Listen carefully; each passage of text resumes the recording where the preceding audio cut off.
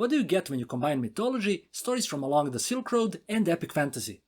Hi, my name is Marco and welcome to another episode of the Storyline Sessions podcast. My latest guest is R.R. Virdi.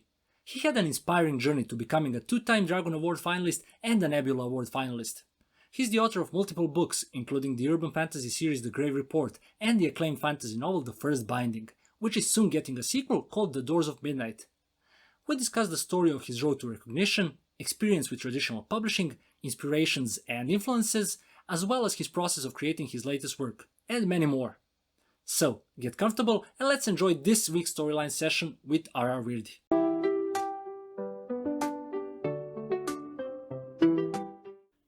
Hi Ronnie, welcome to Storyline Sessions. How are you? I'm doing great. Thanks for having me. Yeah, thank you for coming on. It's exciting. We'll soon be seeing your new book. I'm sure a lot of people watching are familiar with The First Binding, and I'm sure that we'll get into talks about that as well, but also a lot of about the Doors of Midnight, the follow-up. And for me, I'd like to start off from like the reception so far for the first one, because as we're looking forward to the launch of the next one, the first one did make a splash, and I'm sure you can be proud of what you did. But like, could you tell us a bit about your reactions to people reacting to it? It's been really complicated, I guess, because when book one debuted, I had actually turned in the manuscript for book two the month before. So I didn't have as much time to sort of, I don't want to say enjoy, but perhaps react all the way as I thought I would, because of the scopes of the book and how large each one is. And book two's original draft was 450,000 words. To put in perspective, book one's was 350, so it was another 100,000 words larger, so another whole novel's worth. And it was a roller coaster ride, because book one had just come out. I went to Dragon Con to promote it, and then I was going to other conventions, and then my editor actually vanished at Tor. There were a few authors at the time because we had one editor represents multiple authors. We had no idea what happened. We were waiting for edits. People were freaking out, and the original timeline for book two to come out was actually October 2023. And then my editor was let go for having vanished, and then I got a new editor. So we started edits very late in, I want to say, just before summer 2023. But I was grinding and trying to wait and stuck in this limbo because I didn't know what would be changed that might affect what I wanted to write with book three. So there's this whole process of simultaneously promoting, but also working hard to make up for the delays with book two that were out of my control. So I'm catching up with a lot of reactions. And because the hardcover did so well, they actually delayed the paperback release. Usually it's more common to get a paperback within 6 months, but the paperback came out 1 year later. So there was like a secondary wave of new readers coming in because the paperback was so much more accessible. It's cheaper, it's easier to get a hold of. And now with the ramp up for book two coming, book one's paperback's moving even more. I guess new people are becoming aware of it, which was something I'm also not used to. So it's kind of funny. I think I'm only just really starting to see the impact the book has made, its success. I didn't know how well it sold until really recently, actually. In terms of royalties, for my advance, how much the book's earned, I had no clue until recently, and it's done really well. Yeah, congrats on that. I mean, I believe it's kind of stressful juggling both of those, but yeah. So did you just when did you start working on the second and third book? Did you do it simultaneously? What was the thing? So when book one was done, I already knew what I wanted book two to be, because when I first sold the series, I only had a sample of book one. Book one wasn't done, but they asked for not necessarily an outline, a synopsis, what's the storyline for the first three books, and I told them how long the series was going to be. It's longer than three, and they asked for a breakdown of if you did it in arcs, what would it look like. So I gave them that. So even though I don't outline because I'm a pantser, I do have a structural map similar to Robert Jordan, a technique he would do where he would have key fixed points he knows he's going to get to no matter what. And then as you write, you sort of narrow how you're going to get there because of events you've committed to. And I'm doing the same thing. So book two was somewhat easier to write. I've just started book three recently because of the delays that happened to book two, unfortunately, from publishing industry, COVID stuff, paper crisis, and then losing my editor. The process, I think, makes book three the easiest because at this point, I've already committed to so much in the first two books, and I know what I need to nail for book three.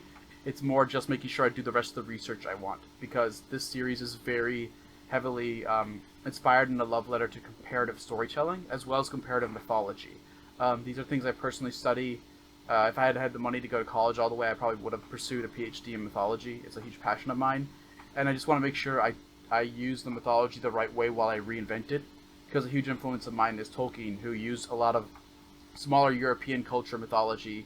Obviously, he used the Norse epics, and then he used, I believe, the Finnish one, the Kalevala. A lot of beats and nods and structural key points from them were reinterpreted to form Middle Earth. And I'm doing something very similar with famous stories and archetypes and tropes throughout the first binding from not just South Asian mythology, but along the Silk Road, which went from obviously East Asia all the way up to Portugal and Spain and Italy. Yeah, and for me, it's really interesting going all the way back to Tolkien, but also looking more recently. I think we had like a huge time in the let's say industry, but like in storytelling, that a lot of people went to basically as a default to like kind of standard European-ish medieval or kind of no, eventually maybe they panned out to Norse, but like that was the main focus. And I think that we've recently seen a lot of people as yourself kind of reaching out beyond that, and that's why we're getting these different stories. And for me, I'm glad that's happening because it kind of started blending in together, and we'll go into a lot of your influences there. But for me, that's really interesting. Also, a while back I had Zamil Akhtar, who is also doing something like going to his roots and something that's closer to him. And for me, it was really interesting hearing him when he said about like his descriptions and things like that. He said, yeah, people were like, why are you describing the house or in such a detail? But he was like, yeah, but for you, when you imagine a house, you imagine one type of house, but I wanted you to imagine a different kind of house that for me is more closer to home. So for me, that was really, really interesting. And yeah, the Silk Road, how did that came by? I mean, was that like a period in history that was interesting to you for some other reasons? How did you came by that? Well, a lot of it has to be because, I was born in America. My parents are obviously Indian, and growing up, a lot of Indian history is obviously rooted in the Silk Road. Um, it was one of the countries at the center of it, including an oceanic Silk Road, which people didn't realize how much oceanic trade was done there. There was trade as far back as ancient Egypt, going through parts of the Red Sea, and the Indian monsoon winds. Actually, there's a historical story of a sailor being blown off course, and he's blown into this delta that led up through Egypt all the way up to Alexandria. And the Egyptians at the time, with the Roman influence, found him, and they were like, "Who's this guy?" And he explained India and everything, and they're like, "Oh, there's an oceanic trade route there," and he actually led an expedition back. And because of my history of studying storytelling mythology, you realize that trade was a huge influence in storytelling. I've done threads about how Buddhism influenced so much, and how the story of Hanuman journey to China and likely influenced the Monkey King a lot. It's not 100% solely responsible to it, but there's a lot of influence from it, just like how most people don't know this, but some Indian gods are still worshipped in Japan to this day, like Indra. He's the Indian storm god, but if you look into Japanese history, he's over there, but he arrived over there because of Buddhists and Buddhist travel. One of the world's first and oldest residential university where students could come and stay and live was called Nalanda. You can look this up. It was an Indian university, and it gained popularity again because of Buddhism. So Greek philosophers and people as far as Japan would come to study Buddhism. But it taught other things. It would teach physical development, like wrestling, martial arts. A lot of places had these kinds of things. It would teach philosophy, astronomy, as well as astrology. Their idea of magic. I don't think anyone ever graduated practicing magic, but they tried. And this developed all throughout the history of India. And when I wanted to create a fantasy, it didn't make sense to me to remove such a huge trade aspect when I knew it influenced the culture so much. And I didn't want to write just an Asian fantasy. I wanted to have a larger epic and just do it through the lens of South Asia. So my character is South Asian. I can show South Asian Empire, but there's still a larger world. And it's motivated by trade, because if this is a love letter to storytelling and epics from around the world, which share from each other and take and inspire, it didn't feel right to leave the rest of the world out of it. I wanted to try to do a very different take of just the world, but have something familiar, which is my version of India, and then my pseudo Silk Road, and then I could do a fantasy around that. It's really visible in your work, the combination of that, and also, as you said, like on one hand you have the myths and the storytelling from around the world, but also have like the religion part of it, which kind of meshes together really well. And for me it was interesting, like seeing that those two really do coexist, as you said, in the real world as well, that they are part of the storytelling. And thinking about that, like introducing myths and legends, I can imagine like a lot of things. I mean, we won't spoil anything, but even in the second book already, but when we get to the later parts of the series, the setup with some of the myths and things we learn in the first binding, I can imagine that will come into play. Was that something that like you wanted to base it on intentionally, or did it come later? That was one of the roots, because the whole story is about the idea of storytelling, and some readers have caught on to how in the first book there's overt comments from Ari and others that maybe all these stories are inspired by the same one or the original one, and Ari serves as a vehicle for that, as there are clearly obvious people who have twisted his story, but obviously he's looking for some, and the idea that myths have done that. But in our world, it's the exact same thing. There's a story later on about the birth of Radivan in book 1. And it's analogs, obviously, the Christian virginal birth of Christ. However, people don't know that birth. There's an older story that's similar in South Asia, and it's the birth of Karan, who's one of the main characters in the South Asian epics. And his mother, Kunti, is given a boon by the sun god Surya, and I use the solar deity as well, and she gives a virginal birth to a prince. So it's a very similar story, and I've seen that this has happened in our world so much. And we also have a history of heroes and conquerors in our world being inspired by heroes and conquerors before them. Whether you're inspired by myths and characters like Achilles, or you're inspired by a real character like Alexander the Great, it didn't make sense to remove that from a fantasy world, because culture, as different as it is country to country, the very act of how humans interpret and interact with their own culture is very similar. We have our cultural legends that we're going to copy or be inspired by, or some myths that warn us of things. It's a very human-centric thing. And if this whole thing is about storytelling, I didn't want to change how humans interact with story. I wanted to make that the foundation of, this is just a new fantasy, but I'm going to show similar stuff of how we've always just been with stories. And how challenging was it, like giving that like a meta layer, like writing stories within stories, and like talking about storytelling while doing storytelling? I can imagine that's like something in the movie when like an actor plays an actor who kind of acts a different role. For me, that layer is really interesting. It was so hard. I had to not just read every epic I could find my hands on, but I had to start reading history of storytellers. Like, who actually retold those stories? How did performers tell these stories? And how did those performers tell the story of that performer? And interestingly, one thing I noticed, which is really funny, is how comedians actually, especially in the modern day, now do their sets. A lot of them aren't just telling jokes. They're making their stories humorous. They tell a lot of anecdotes or events. Okay, I was at this party one time and whatever. And then you see other comedians piggyback and sometimes talk about stories with that comedian. So that kind of became like a more modern pop culture way of me adapting and taking this. And it just gave me a better frame reference of how visually I could see it, and then try to adapt it for storytelling, if that makes sense. So there was a lot of historically how it's done, watching and reading a lot of frame narratives, and then trying to find out just how performers do that. There was a lot of good YouTube stuff on watching the history of storytelling, which is very different than obviously writing a novel. It's more about how people perform orally, and then how those tales evolved, how lyricism evolved, and how certain also language traits within evolved too. There's a great example of how at one point in the English language the word life and death actually sounded very similar. It was leaf and deef back in Chaucer's age, and then by the time it got to Shakespeare's age, English had changed so much. Most of Shakespeare's writing still rhymes today, but Chaucer's doesn't. There was a larger change of language between Chaucer and Shakespeare's time than from Shakespeare's to ours. So there was also that narrative too of, if I'm going to tell classic stories, am I going to change the names and languages of places over a certain time period that might be different than today?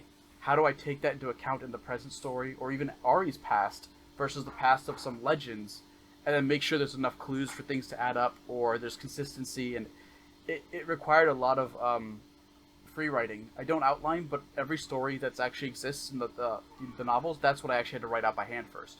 So a lot of my drafting is actually creating the legends and the myths, because that's what I actually use as my world building versus perhaps maybe a Sanderson writer who does like a larger magic system world building instead. I'll do mine based off storytelling. What are the foundational myths that people retell and tell, and then inspire their heroes and cultural legends? And going back to that, you mentioned clues. You leave a lot of like breadcrumbs for people, and like I can imagine everything will pan out over the trilogy, and a lot of things that people are still picking up on, even though we're nearing the release of the second book. People are commenting on some stuff in the first one, and as a pantser, how tough was it setting those things up? Because I can imagine that like logic between the arcs in the story needs to be tight, and like when you go back to the were there many rewrites, or just like how does that work as a pantser? Thankfully, not many rewrites, but it's as I'm pantsing, maybe it's wrong to call myself a pantser. It's very odd. I don't have a structurally written outline down on paper, but I've been writing so long and I still study structure religiously that I'm just able to do it a lot in my head. But what I said is one of my inspirations is Robert Jordan, and he would still write down scenes far ahead. Like if he had an idea for book 6, he'd write like maybe a chapter or maybe even a scene like Rand's gonna do this. It's super cool. I know that's gonna happen in book 6, so I can start setting it up now, even when I'm pantsing. And then I have to make sure just when I get there, I commit to that. And one of the big secrets of writing and editing is once you've written it, not only can you just go back and tweak it, but you can reference it later. This is something that the author of One Piece is very famous from, where if he writes something, he consistently goes back and read his own work, and he'll go, what can I pick up back on that I wrote? Maybe you write an accidental throwaway character in book 1 and you didn't think they were important, but if you sit down while writing book 2 and go, well, what would have happened to them in this time? You might find ways that they were relevant, and then by capitalizing them at book 2, it looks like you had set that up intentionally the whole time. It feels like a cop-out, but it's really not, because that's still a developed skill to understand to go, can I use this that I introduced before again? And my process is usually just a combination of all of those. There was a character in book 1 that I don't want to say that had a lesser role, and by book 2 I realized I'd already set them up to capitalize on that role. So I knew if I did that, it's just a better reward for everybody. And if I didn't, no one would care. But it was an opportunity to take, so why not? Because it adds that depth, character interaction, and now it might give me something to do more with later on. And thinking about those characters and POVs, how does that change over the course of your series? Do you think that like it's something that will like shift dramatically, or do you want to keep it tight and get stay closer to Ari and like maybe just keep the tone same as it was? I think for this particular series, I always wanted to keep it as close to Ari as I can, because part of it is, since it's a picaresque, I want to focus on showing his lens to the world. And this might come from a point of either, I guess, consideration or respect, but because it's Silk Road and he's going to go through so many cultures, I always worried, and I didn't want him to become the representative for those cultures. That happens a lot in fiction, where you have a foreign character who might speak in a way as if they are 100% able to comment on other cultures. And I didn't want that. I wanted Ari to at least have the perspective of, he's an outsider in many places, so all you're really seeing is his interpretation, and it's his interpretation. So he can't speak for a different culture at large, but he can speak to his perception of what he's going through in that culture or environment. Because book 2 follows that as well. There's a period of time where he's completely displaced in a whole other part of the world. And he's receiving information from another culture, another way of doing things.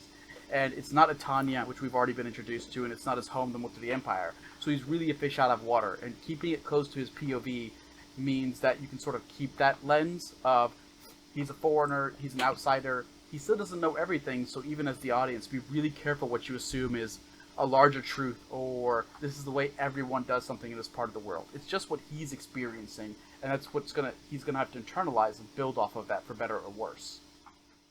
And when we are hearing like his past and stories he's been told, and he's like let's say remembering stuff, and kind of that almost unreliable narrator moments we get, how did you did you go about thinking about stuff that's going to happen in the future versus his like past, and when he's like talking about more recent things, and compared to that, like in the first book when he's a kid, did you like split them up? How that from the craft side of things, how did you think about those two narratives?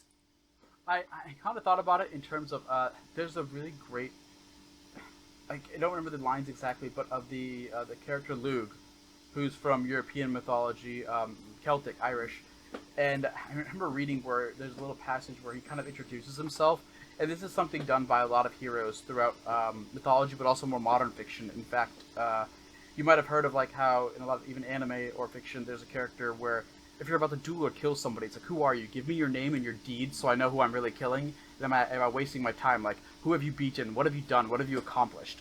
It's almost like a braggart list. In fact, recently I was rereading Dresden Files, and Jim Butcher does this as well, where in the most recent Dresden Files books, Harry's fighting, I can't remember, I think it's a giant or a troll. And the troll asks Harry, like, who are you? Tell me your name so I know who I have the pleasure of killing. And Harry lists himself and all his things of, like, everything he's accomplished. He's like, who the hell are you? And the troll or giant goes, like, I fought in the Odin's son and lived. And Harry's like, oh, crap.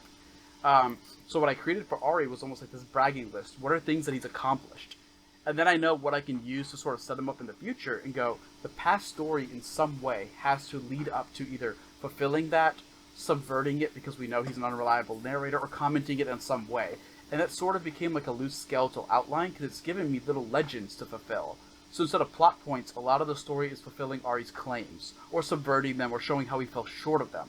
And it's not a traditional outline, I wouldn't recommend using that, but it works very well for picaresques. You know, like if you're writing something like Don Quixote, which is a picaresque, about like an adventure story following a larger-than-life character or someone in pursuit of that.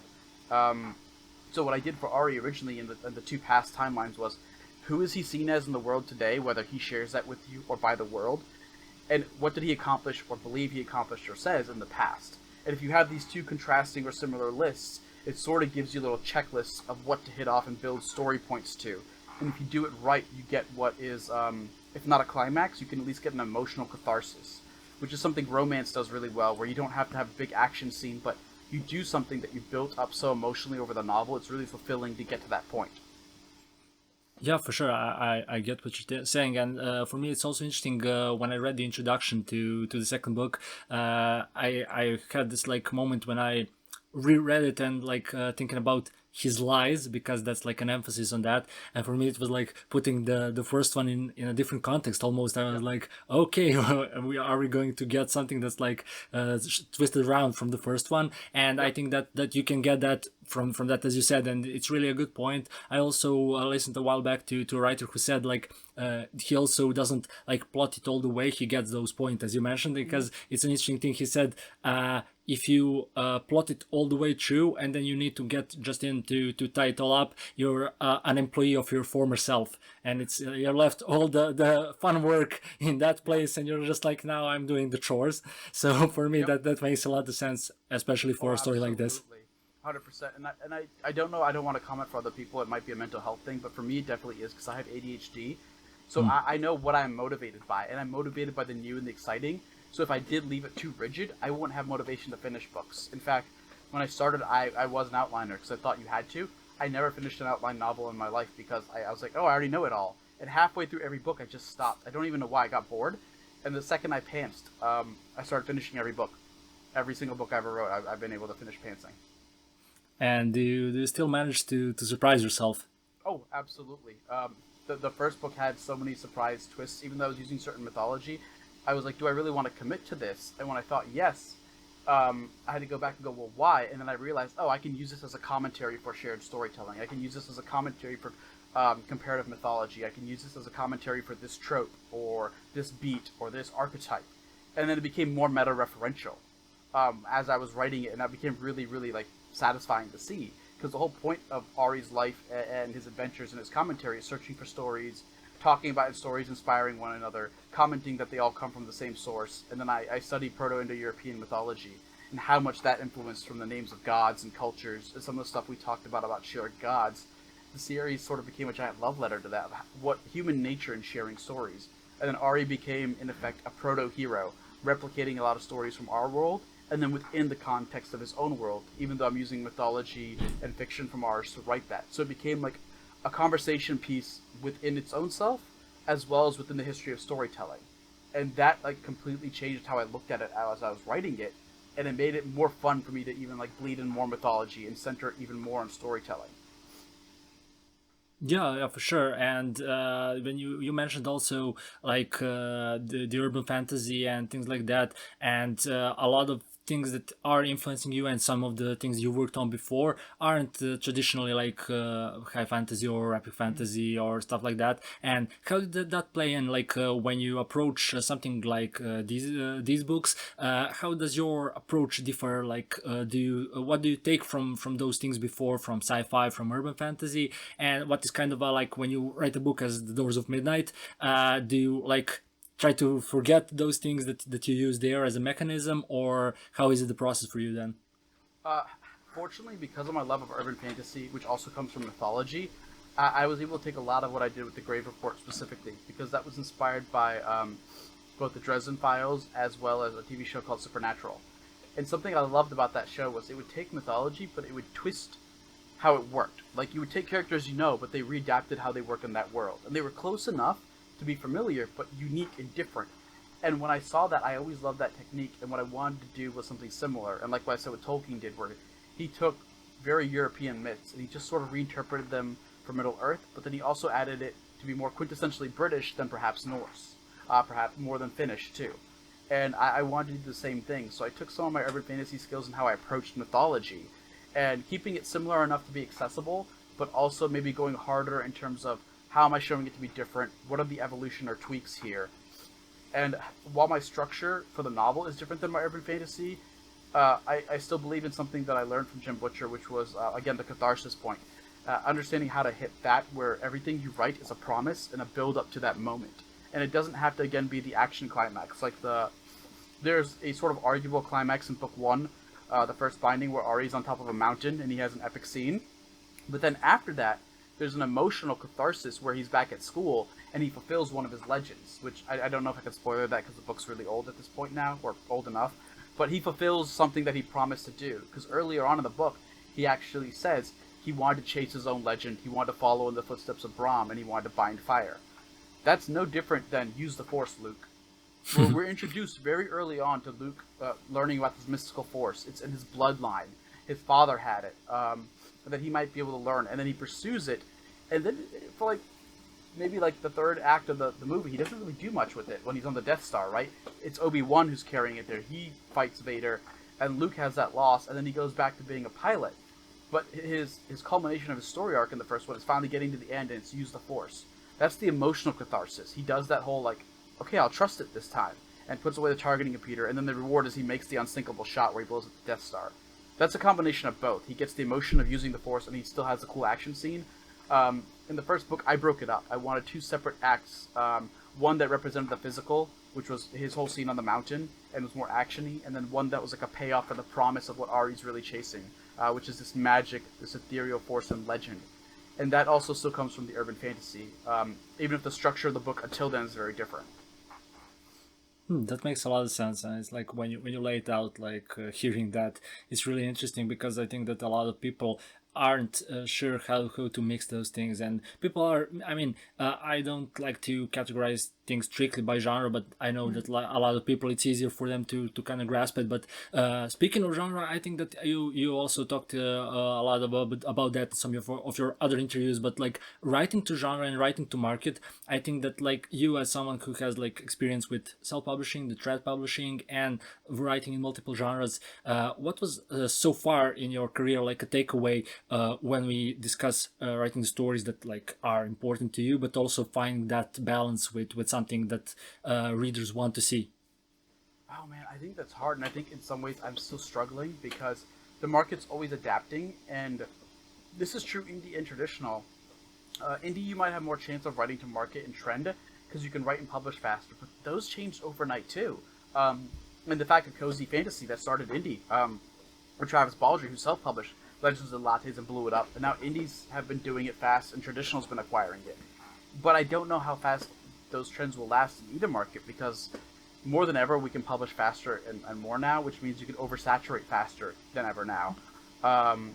For using that as an example, I know for a fact that traditional has been buying cozy fantasy since the breakout of Legends of Lattes in such a high volume that by the time they come out, maybe in 2 to 3 years, the whole genre's burned out because they bought so much of it, and there'll just be a year or two where non-stop cozies. I don't know. I'm more leery of it now. I do understand, and I believe that there is an importance of understanding genre expectations. Romance is the best example. It has been historically the most formulaic genre, even before indie publishing happened. It was always, you have the happily ever after ending. Harlequin built an entire empire off very formulaic romances, which is good and bad because it means readers know what they're getting. And they want that. It's like buying a Hershey bar, a specific one, right? You don't want the almond one, you don't want dark chocolate, you want this specific one. This gives you sort of a tool guide to a writer of how to execute that because you have so many formulaic novels to study. And as a reader, you get exactly what you want if that's what you want. I think there's benefits and dangers to that just depending on your personality type. If you're really happy and you're fulfilled doing that, then you might as well, because what's there to lose? You have an inbuilt market to target. You have enough structure to understand how to execute this, and the rest is practice. And you're probably going to have some level of guaranteed sales, and you're happy doing it. I struggle with writing to market, so my biggest thing has been focusing more on craft execution of the story I want, in the hopes of, I suppose, relying in this case on just larger genre trends, which is fantasy itself is still pretty popular overall. Within SFF, there's enough room in fantasy that, as saturated as it gets, there's enough diversity in styles of fantasy that they're always going to be fans of. And an example of this right now is traditional is really suffering under a print size crunch. I'm kind of surprised I'm still allowed to publish the size of books I am, and I think it's because I got in at the last second, to be honest. It was dumb luck. Because new authors I know are getting some hard cap word counts of like 100k or 120, which is like 1/4 the size of mine. But I still believe there is a very hardcore fandom for the large epics, and those have always been structured very differently. Game of Thrones, for example, not just in tone, but its climaxes is very different than Robert Jordan's. Right, one is a low fantasy, one is a lot more cutthroat, and the climaxes per novel aren't necessarily an epic story climax; they're character climaxes. Right, you're not going to have Rand saving the world, or a whole battle, a whole book built to the battle, like the Great Hunt of watching Rand sort of defeating somebody, and then the world thinks he's the Dragon Reborn before book 3. Like, enough people see him in the sky having that fight. Versus in Game of Thrones, it might be the death of Eddard Stark, and you realize a political rebellion is about to happen, but it's a very one character POV, but he's not the main character, and both are brilliant for that. And I think the overall fantasy genre allows you to sort of get away with a little bit more in how you structure it, as long as you're paying off what you promised in your books. And that's going to change genre to genre. Thrillers are a very good example also. Thrillers, there's a lot of formulaic thrillers that follow sort of the Jack Reacher style, or the detective mystery of how you go about your beat per beat to the resolution. And that can be very good and bad depending on where you want to write. Because the larger successes of thrillers happen to be that they're very easy to read, they're accessible, they're fast, they have a huge airport market, right? A lot of people pick up a John Grisham novel in an airport and finish it on their flight to somewhere, or at least between all their flights back and forth. And that, again, gives you a good market to hit and the structure, but it might not be the crime thriller you want to write. For me, I think it's just been a struggle because I don't like genre conventions. But that's a very me issue thing, right? And like I said, there's pros and cons to that. No, for sure. But thinking about the conventions and the length of your novels, as you mentioned, I know a lot of people recently that I spoke to have kind of been slowly trying to just like push through those boundaries and be like, but I need to tell this story. And in the like fantasy canon, we do have a lot of epics, as you said, which are quite large and like long books, and people don't mind it. I mean, a lot of people gravitate towards them exactly for that reason, because they do have a story that's kind of broad in scope. And you also mentioned in some of your talks that like you had back and forth with your editor about like putting a lot of stuff in, and just like you have both of those things that a lot of people would advise against. You have a long book, and you also have like descriptive scenes because of the contents and the type of story that you're saying. The picturesque, and you have like a lot of lyrical stuff in there as well, and I can imagine that could be a struggle with your editor, so maybe speak about that a bit. Oh yes, absolutely. And part of it also is like what you said before, what Zamir was talking about. A lot of POC authors have talked about this, and in fact a great example comes from a white author, Jen Leons. She actually had this at a convention with me where you could tell somebody the knight was riding on their mount towards the castle.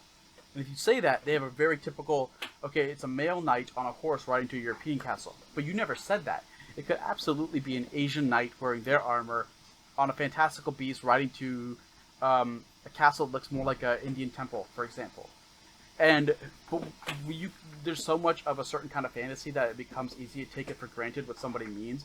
So when you're trying to show a whole nother world, there is going to be a lot of extra description showing the differences of that, because what is normal or something to me, or at least I'm exposed to, might not be to somebody else. So you don't want it to be just taken for that granted of, oh, they're wearing clothing that is not what I'm actually writing. Like, there's a reason why I have certain clothing styles, and a lot of characters in my world have beards, and that's because of a long time ago, that was actually really common. Different kinds of beards, like, people forget there's an industry around that. Like, people had scented beards, like, you'd have oils, natural fragrant oils you just, like, wrap through your beard to keep it clean and smelling nice. Small little cues of hairstyles, clothing styles, and cuts. Just like today, if someone wears a cheap suit that's ill-fitting versus an expensive one, you notice that. Characters do that even in fantasy worlds. Historically, you have cuts of clothing that are different, and they matter. Colors of things matter. Clothing and hairstyle choice matters, especially in a very broad and different world. And especially when I'm riding along the Silk Road, where people are trading for that reason. They want to have different jewelry. They want to have different scented oils and perfumes. There's even a joke about this, because it'll come up later, but there's a country named Savon, and that's the French word for soap. And it's because this country is going to be trade-wise based off of the idea that there were people who used to sell scented oils and soaps and things for that. And it was just a little nod to French history and stuff, but a fantastical version of it. That's something they happen to cater to in this world, is focusing on that. And there are a lot of times where I'd go into that, and the art and music styles are very different, where for word count, they're like, you have to cut this. And I'm trying to explain that there's musical history that influences the world, and different musical styles and instruments. So it was definitely a battle. Like, there's one thing I had to fight with, which was specifically the color of clothing that some people wore in the desert. And I wrote black. And it comes from a myth that they were like, shouldn't they be wearing white because white reflects more heat? And I was like, that's not true. White reflects some heat, but it actually doesn't reflect sunlight, which is what's damaging. So sunlight can actually, UV rays can penetrate white better than black, because the black clothing actually absorbs it and doesn't let it get to your skin. So you actually take less damage from the sun, like dryness, risk of heat stroke, risk of skin cancer. And the reason people wear layered black robes is the same principle as an igloo keeps heat in the cold because of air pockets. When you have heavy black robes, the heat builds up between the layers, but it filters back out through your sleeves. There's an actual history of the Bedouin make giant high canopy tents really tall of black camel hair, and the reason is hot air rises. So what it does is you sit on the ground very low, and the tent is extremely tall, and it creates an air pocket bubble that's really hot above you, so the air where you sit down here is cooler. And I had to really fight and explain that, like, there's so many different cultural nods that are different in the world because of where people are and how they evolved. Book 2, this is not a spoiler, but there's a scene I had to sort of talk about where characters are eating something that's like a fruit roll-up. And I had to explain that in the desert, because of how you could dehydrate and preserve food, that people have actually had fruit leather, which is like a predecessor to fruit roll-ups for a long time, where you dehydrate and mash and roll, and then roll it back up like on a piece of parchment or something. You'd have like just dried apricot. And it was just like apricot leather, like jerky. And it was a really easy way to keep food that would store. So there is a lot of that, but you wouldn't expect that in a fantasy that was Western, because I think everyone's familiar with salt pork or something. Everyone does, that's how you preserve it, but you wouldn't have that really in Asia with so many different spices and fruits and already that super hot climate where people are used to preserving food a different way. Yeah, that's really interesting. And thinking about that, I'm like, I believe that a lot of people who aren't familiar with the cultures that you are describing and adjacent things may find that if they are like into world building and things like that, really exciting. And it's kind of weird hearing that a lot of editors are pushing for that to be removed. And I don't know where's that coming from. I don't know how was your experience with editors so far regarding that. What do you know where they come from with that? I think it's because maybe editors still aren't used to it, which sounds really weird to say, and I don't mean that in a bad way. I think, like, if you go back even 10 years, the level of diversity in fiction still wasn't that much even 10 years ago. It's kind of gone through a boom more in the last 5 years. And I think there's so many other arbitrary things editors are forced to do because of print size and word count. They're looking for anywhere to cut. Like, editors by default want to cut stuff. And a lot of New York editors also, sorry to say, there's not a lot of diversity among them in terms of background, education, maybe race, that you're going to have to really fight to explain, like, hey, this is where this is coming from and this is why. As much as, like, I know it's very nice and New York Publishing says it wants certain things out of diversity and other cultures and stuff, when you go online on Twitter and you see You can see a lot of authors from different backgrounds kind of saying their experiences haven't always lined up with that. And I don't know what other motivations they could have, because obviously I don't ever ask them, like, why are you doing this? That could probably cost a line. I just try to explain my side, like, hey, this is important, this is why. Book 2 has a lot of scenes with new bird mythology that shows up, or bird symbolism. And I had to explain why that's important. Someone figured this out for Book 1, so now I can talk about it. But there was a whole thing with sparrows in Book 1. And I was talking to some people, and they didn't seem to get it. They thought it was a Game of Thrones thing. And I tried to explain that there's an arc where Ari ties being a sparrow to a large amount of gold. And together, they sort of form this reference of like a golden sparrow. A sparrow who stole a lot of gold. And that's because one of India's nicknames used to be the Golden Sparrow. The place this takes place in only happens to be my Indian analog of a country, but on the map, the city he's in is nearly at the heart of India. So there's a little nod and reference using certain birds. A lot of ancient cultures obviously have a lot of symbolism with a lot of different animals. For anyone who's familiar with the Jungle Book, written by Rudyard Kipling, there was a lot of animal symbolism there too. Obviously, Mowgli identifies with wolves, bears, tigers, snakes, monkeys, and animal motifs have always been really important in South Asian culture. A lot of them have been anthropomorphized in mythology. We have Naga, which are serpent-like beings, very intelligent, capable of magic and shape-shifting. We have the Vanar, who are monkey people. And there's a lot of things like that. So even though I'm not representing them as people, I have a lot of different animal motifs that are going to show up for certain reasons. And I've had to explain that in great detail. Like, it's not just a cool, funny nod or just a fantasy name that I want to use for kicks and giggles. Here's mythology behind it. Here's how I'm actually going to secretly use it to sort of, set stuff up or whatever, or what it's a commentary on. And it'll take more books to get through, but you'll see it. And then usually, in most cases, I've gotten to get my way. And did you think about like adding an appendix of sorts, trying to like tie in some of the stuff, or you like to stay as something that the readers should explore on their own? I was hoping for the latter, like readers exploring on their own, because I'm one of those readers, and I realized in some ways it might have added a level of inaccessibility to the work. I didn't think about that because I was so excited, because my favorite books are like that too, and I don't know if they were ever author intent. It was just they're written in a way where you go back and you keep rereading and you find new things, and I've always loved that. I thought that was actually an extra part of being a reader. Not every book has to do that, but it's like added value. A certain kind of book does that, and it's part of the fun of that. And I specifically wanted to write that kind of book where people go back and reread Book 1 after reading Book 2, and by doing so, not only do you find new things, but I wrote it in a way where certain stories might change how you interpreted Book 1, which will change how you interpret Book 2 after reading them again in that circle. And then Book 3 will do the same thing, where it will change Book 2 and 1. Depending on stuff you learn and you missed context from. So it's not even the same story going forward.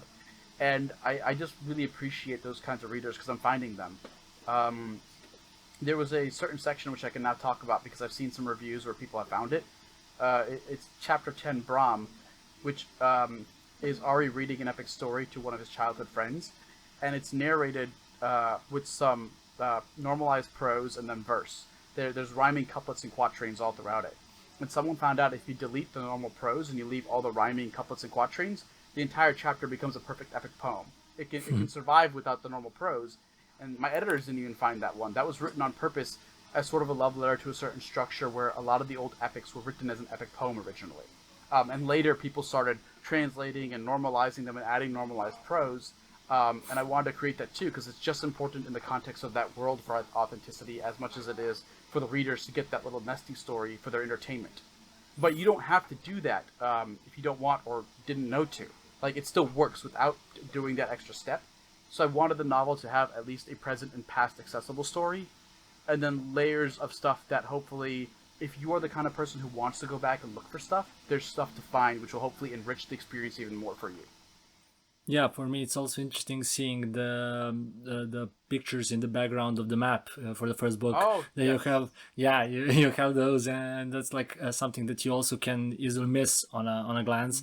But like I really do love maps, and for me it's really good that they're like back in style. And I've seen a lot of recent books have been doing maps, and I know that can be like costly for some people. That's one of the reasons that people don't do them, but I love them, and things like that can also bring the world to life even more. And there's secrets in the map too. I have no problem saying that too. The map reveals a lot of secrets about a lot of the story. And how was the process of building a map? Like, how did the process of working with the artist look like? Did you know, like, do you give a draft? Like, how was your brief look like? So I actually did my own draft when I was first writing the first book, which I actually did send to the map maker, who I'm very fortunate to know in real life. I knew her before I even wrote the series. Her name is Priscilla Spencer. In fact, she now works for Dragonsteel and Brandon Sanderson. She did the map for Jim Butcher's Codex of Valera. She has a great website. I can't remember every author she's done it for, but she's done it for a lot of traditionally published authors.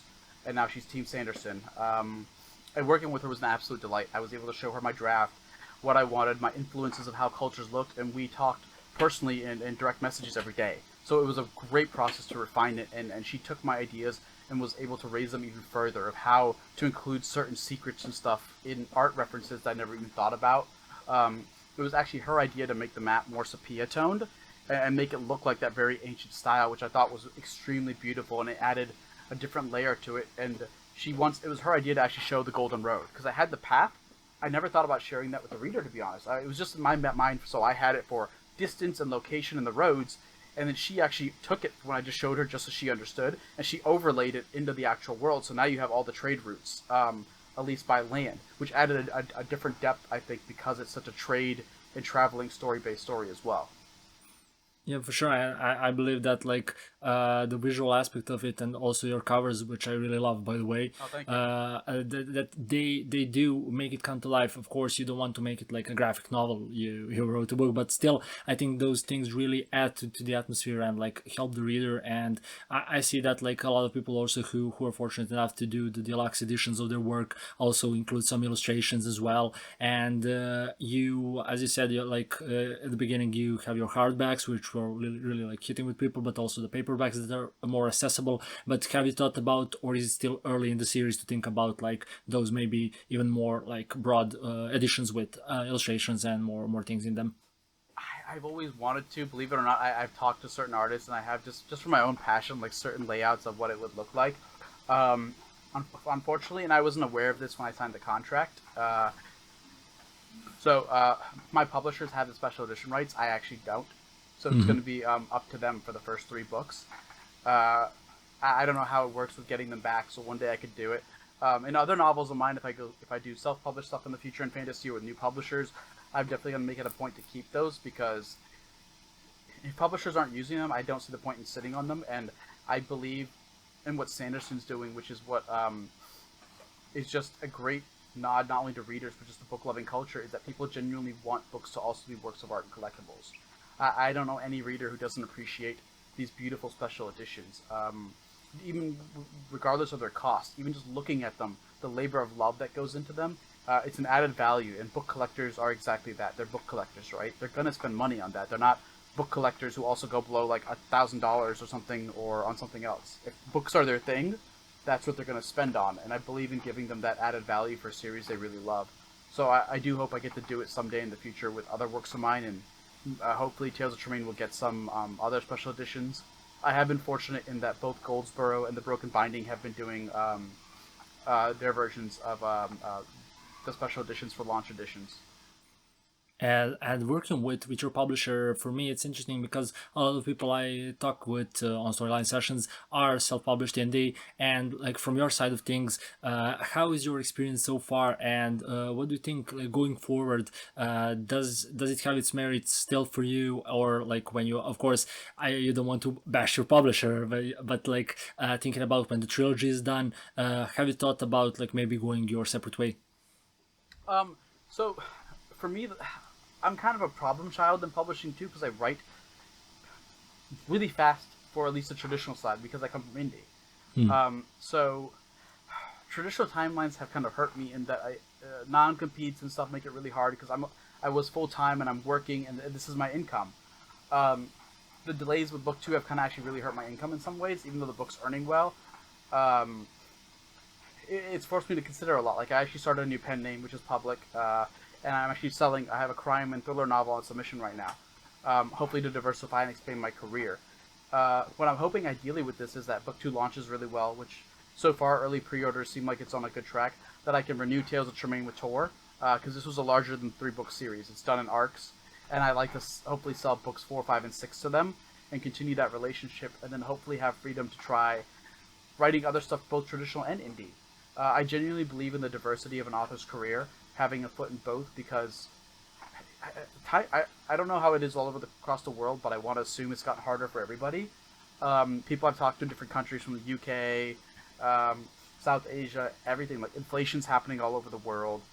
Money's getting tighter and harder. It's just uncertain times, and I think the more different ways you can just have to get income doing what you love is not a bad thing. Like, with traditional publishing, when you're on royalties, you get paid twice a year. That's reliable in that you know you're going to get paid twice a year, but that's not as helpful as sometimes having predictable monthly income. Because you don't know what you're going to make on your royalties until you get the statement. But with Amazon, for example, you have a lifetime dashboard. You can sort of estimate what you're going to get paid next month, the month after that, the previous month. You can check. You have more control in your marketing, and the same with the audio. I know I want to keep an open hybrid path just because this is my job and my day life, right? Like, I just need to make sure I'm making money to support myself so I can keep writing for fans. It feels weird because that feels like it's a very hostile answer sometimes at the industry. Because I know, coming from indie, I came back from 2013 when I watched the traditional side kind of talk very down and negatively towards indie authors. And maybe I'm just still in this weird PTSD mindset of, it feels like if you bring up anything that might not be ideal about traditional, you're sort of like punching back. But it's more just, I've seen so many shifts even in the last few years. I just want to make sure that myself, my friends, whether they're indie, traditional, or hybrid, have the opportunity to keep making a living doing what they're living. Because the industry's always going to change, right? Like, people didn't think MP3s were going to be a thing in the music industry, and then they did. And then they had streaming music, and then self-publishing happened with SoundCloud. And now there's entire SoundCloud labels and independent artists making just as much as some maybe major label ones. And I'm just in support of anything that allows an author or any artist to be safe financially. Yeah, for sure, and it's been an upwards trend. Fortunately, people getting access to a lot of different means to get their work out there, and hearing that from you, I think that, like, a lot of people have been a bit hesitant to talk about that, because you still got some, like, maybe prejudice about art and money. People are like, you're an artist, you shouldn't think about the money. Right. but the people want to get your work in front of them, and if you're, like, struggling to even, like, keep the lights on, it's really hard to get quality work. And now that it is your work, how would you compare it to a while back when you were just, like, starting off? How did it change for you? Wow. Man, that's shocking, because, like, in some ways it's really hard to remember the artist that I was, because when I started, there's so much that's happened. Like, I started at a distance where I idolized authors like Jim Butcher, and my only interaction with him was at a panel in at a book signing in 2011, and he didn't know me. And I've shared the story before. It was a very emotional, a great, important moment in my life. But then I didn't interact with him again until I'd self-published like 2 to 3 books already. And then again, it was like, hey, cool. And I got up for the same award with him, the Dragon Award in 2016 for Best Paranormal Fantasy Novel of the Year, which was cool. And then years later, he actually took me under his wing as a mentor. I was a student and he's a mentor. And the transition of just that many changes and how much my craft has changed, learning things and then learning more things from him. The first binding at the time was a project I kind of wished when I started I'd always been able to write, but I didn't have the skills to. And in learning to write that, I developed the skills. And now it's kind of shocking going back and looking at my own work, because as much as I love it, and I still am going to continue like the Grave Report and other series, I just haven't had time because I've been committed to this on contract. It's very interesting rereading it, because it's hard to reread it only as a fan now.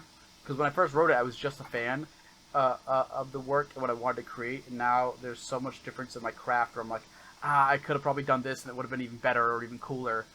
But there's the learning of something else that Jim taught me is that you gotta learn to like leave books alone, because especially with self-published, there's a need, and I know some who've done it, where you can go back and rewrite it to be even better, but then you can fall into a trap of constantly trying to make it better instead of going like, I see what I could have done better there for the next book, but then that's the answer. You just take that and make book 4 or book 5 even better now. So readers have that journey with you. There's a linear progression of, wow, the first 3 books were pretty good, but like, holy crap, book 4 is even better, and book 5 is even better. Because that's what happens even within, hopefully, a normal series, like Tales of Tremaine. I worked really hard to make sure book 2 is better than book 1. And then if you do that in series, I feel like the blessing and reward of that is you can go back to older stuff, and if it's a series, just make the future books that much better because you have the craft and appreciation now to do that. Yeah, for sure. And you mentioned the award. You also were, if I'm not mistaken, a finalist for the Nebula Award. Yes. Yeah, and a couple more. And how did that feel? I mean, like, did you were you expecting that? Did you submit it yourself, or how does that work? Ooh, we weren't expecting it at all. It was kind of a shock because I remember I got it was an email, yeah, from a CIFO coordinator and my co-writer for that, Yudanjaya Wijaratne, because we wrote this as a love letter and a critique of Pacific Rim, and more the idea that whenever giant aliens attack, they always attack America, which never made sense because like aliens wouldn't understand necessarily like what country's a superpower if they're just attacking, especially like aliens like the kaiju in there, which don't seem to have math and computers. So if an alien invasion happened, they would probably look at population density, we thought, which would be China and India in terms of sheer population. Like if we're going to hurt humanity, go for the most amount of people. And we wrote that together, and then he's in Sri Lanka and I'm in America, so I got this email one day, and he was asleep, and it was telling us that we were finalists. So I just exploded, freaking out, like trying to email him, like, "Hey, wake up, wake up, wake up, wake up!" I know he's asleep. I was like trying to text him and call him, like, "Dude, wake up!" And it completely freaked us out, and we had no idea that was going to happen, and it was just like a week of shock. But then we didn't get to process it because we sort of felt this giant pressure. Because when it happened, everyone was retweeting it over Twitter, like, "Congratulations to all the nominees" and stuff. And then we started worrying, like, what does it mean? Do things change? Like, should we start considering going traditional now? Because we weren't at that time, and we didn't think we were going to, just because of life and writing commitments. Because the year that we got that, I was already planning to launch and had launched 3 books. I had published Beast Queen, Star Shepherd, and Grave Tidings, 3 books in a year already. And I was just beginning to germinate more of the ideas for Tales of Tremaine, which originally was going to be indie. I was going to write it like a Patreon kind of thing, like episode by episode, like a serial, Goods Picaresque.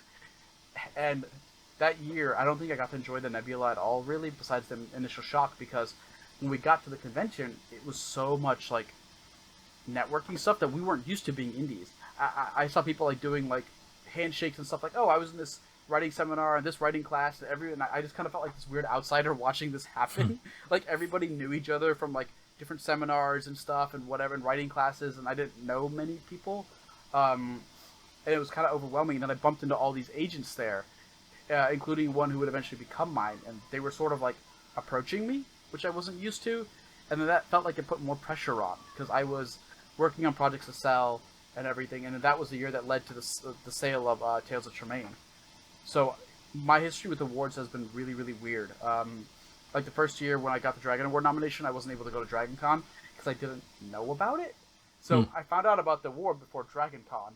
I was kind of ignorant because I wasn't, again, self-published. I didn't go to conventions yet. I really didn't know too much about the convention scene. I'd heard about them, but I was working class, you know, kind of poor. At that time, I still had my day job where I was a mechanic. And I didn't expect it. So the first award kind of missed me by. It was really cool online. Didn't get to go. The next year, I made a point to go. And they've sort of just been different stepping stones of introducing me more to, I guess, the community, more than even the award itself. Every award's just opened me up to more people, which has been really cool.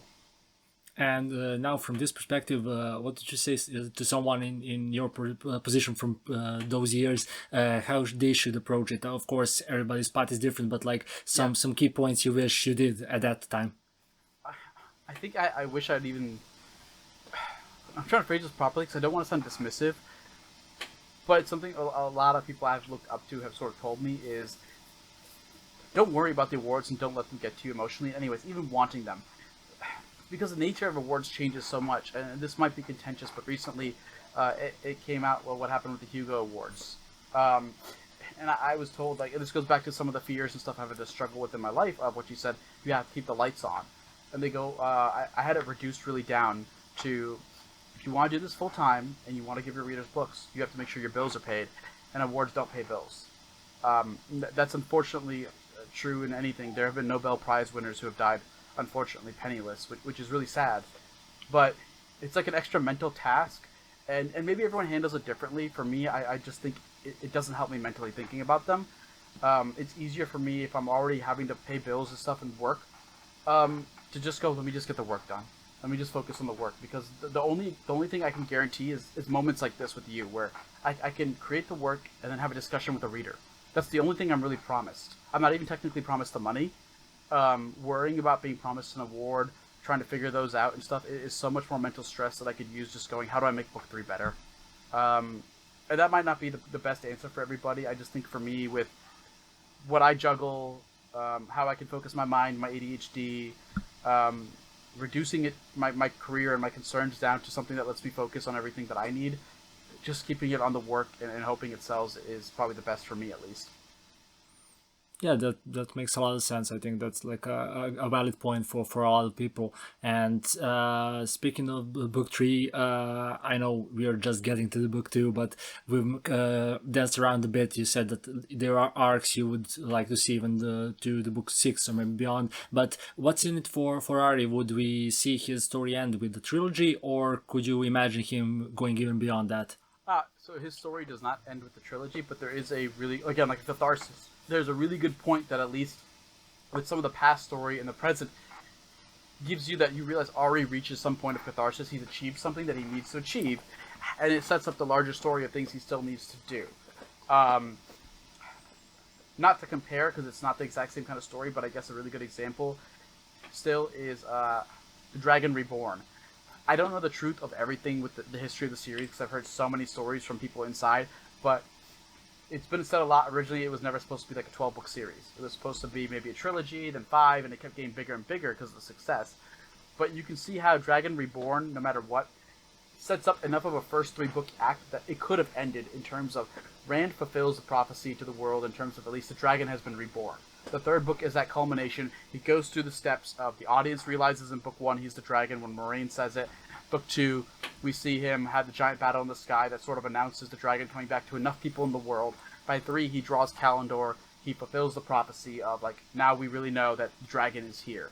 I kind of structured Tales of Tremaine to be every 3 or maybe 4, and sometimes a duology depending on the length of the series, that there's enough of a key point moment that is an emotional catharsis of the books before it. So books 1, 2, and 3 hit a certain point, but Ari's journey is not done. But there's enough of a, this is a really good ending. We feel fulfilled. A lot of the promises we were told have been kept. And that's what I'm sort of aiming at throughout the series, throughout the different chunks that contain each other. So you get more and building up more, but the series isn't going to be done, but you're going to feel satisfied with book 3. That's awesome. And before I let you go, because we're talking about the 2nd book that's soon to come, and when people will be hearing this, will be just short of the launch. So what was like some of the maybe most fun moments for you that won't be exactly spoilers, but something that you can tease towards to people who have read the 1st book, and what should they look forward to? Definitely building off and paying off a lot of the myths in small little sections, like riddle rhymes and poetry that people might not have thought was important in book 1, or insignificant throwaway lines, and seeing how they build up in book 2. Like where the title comes from, like what's actually happening, the mythology. Seeing more of Ari's legends that maybe I'd already set up and teased in book 1, and you get a new appreciation for when you read book 2. And definitely the consequences of stuff from book 1, where maybe it looks like I forgot about them, but then you find out I didn't, and Ari might have forgot about them because he's just a kid in the past. And kids are really impulsive, and they get wrapped up in their own head. And he gets a few sobering lessons, and getting to play with that and paying stuff back off was really, really fun. That's awesome, and I'm sure that people will love it, and I can't wait to see everything pan out. And yeah, I wish you all the success with the launch, and hopefully with the rest of the series. So we'll be keeping an eye out, and yeah, for sure, we'll share everything with people as the time comes, when the time for the launch comes. Also with the news, with all the additions. So fingers crossed it goes super well, and I'm sure it will be. Thank you. Yeah, thank you, Ronnie, for coming on to Storyline Sessions, and yeah, I'll see you around. All right, man. Thank you for having me. Thanks, bye.